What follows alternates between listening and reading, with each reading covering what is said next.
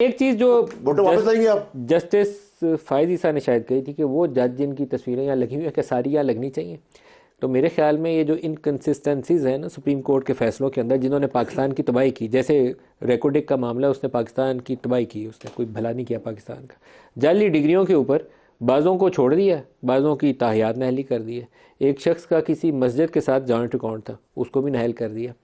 तो इसमें कंसिस्टेंसीज नहीं है सुप्रीम कोर्ट के फैसलों के अंदर। एक माशाल्लाह एडमिनिस्ट्रेटर को, जनरल मुशर्रफ को 3 साल आइन में तरमीम करने की इजाज़त दे दी, ये भी सुप्रीम कोर्ट का फैसला है।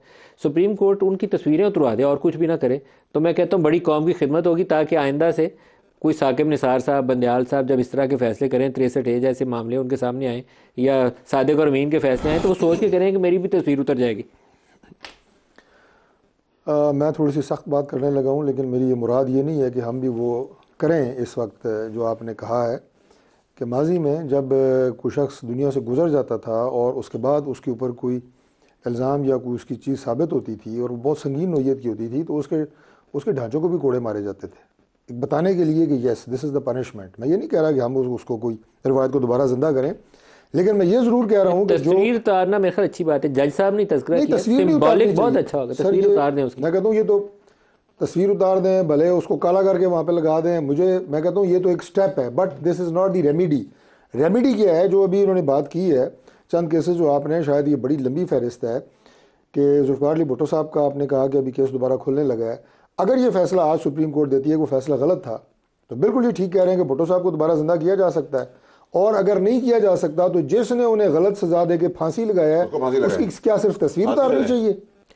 कुछ तो कर सकते हैं आप। नहीं सर, ये तो कोई बात ना हुई ना, वो तो जिंदा नहीं है, उसके साथ क्या करेंगे आप? तस्वीरें तो उतरवा दें उनकी। मुल्क के प्राइम मिनिस्टर को आप ना हक फांसी लगा दें, और आज अदालत कह रही है कि फैसला गलत था, उसका ट्रायल होना चाहिए। जिस जज ने एक को फांसी चढ़ाया हुआ है, 3 को नहल भी करार किया हुआ है। इसी तरह ये जो रेकोडेक और ये केसेस जिनमें पाकिस्तान का अरबों डॉलर का नुकसान हुआ है, अगर ये फैसले बाद में गलत साबित हुए, इसी अदालत ने कहा कि गलत फैसले हैं, तो जिन्होंने गलत फैसले किए क्या उनका ट्रायल नहीं होना चाहिए? क्या हो भाई, तुमने क्या किया? उनसे पूछना चाहिए। ये इकोनॉमिक डिसीजन मेकिंग आपकी डोमेन थी जिसमें आप फैसला करने आए थे, किसी को तो उनसे पूछना चाहिए। नहीं सर, ये तो उनकी डोमेन ही नहीं है ना। देखिए, अगर आपको सब कुछ आता है, कल आप कहेंगे कि जी मैं बालिग हो गया, वेरीफाई करें मैं बालिग हूं, मैं शादी कर लूं, मैं बच्चे पैदा कर लूं, मैं अपनी फैमिली बना लूं, मेरी तनख्वाह इतनी है मैं कर लूं, उसको वो भी टेकअप होगा क्या? हम खाना खाने से पहले ही पूछेंगे?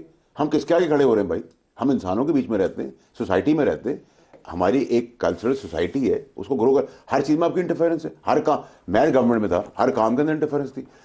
आपका काम भी मैं जानता हूं, इनका काम भी मैं जानता हूं, उनका भी जानता हूं, फलाने का भी जानता हूं, सबका जानता हूं। तो इसका तरीका ये है, आप अपना काम नहीं जानते, बाकी सबका काम जानते हैं। भाई आप काम संभाल लें, ये ले मुल्क चलाएं, प्राइम मिनिस्टर और प्रेसिडेंट हाउस में लगाएं अदालती निशान, सिंबॉलिक ले लें। अगर मेरे मुल्क की किस्मत सब आपको सब पता होने का ठीक कर सकते हैं तो करें भाई। इफ्तिखार चौधरी साहब ने यूसुफ रजा गिलानी के दौर में जिस तरीके से सुप्रीम कोर्ट चलाई थी पीपल्स पार्टी के दौर में, वो गवर्नमेंट के जो एग्जीक्यूटिव रोल्स थे वो ज्यादा इफ्तिखार चौधरी साहब एक्सरसाइज मैं यही तो आपसे कह रहा हूं सर, साकिब निसार साहब ने यही काम नून लीग के दौर में ले लिया था। बस पाकिस्तान का लई आफत है।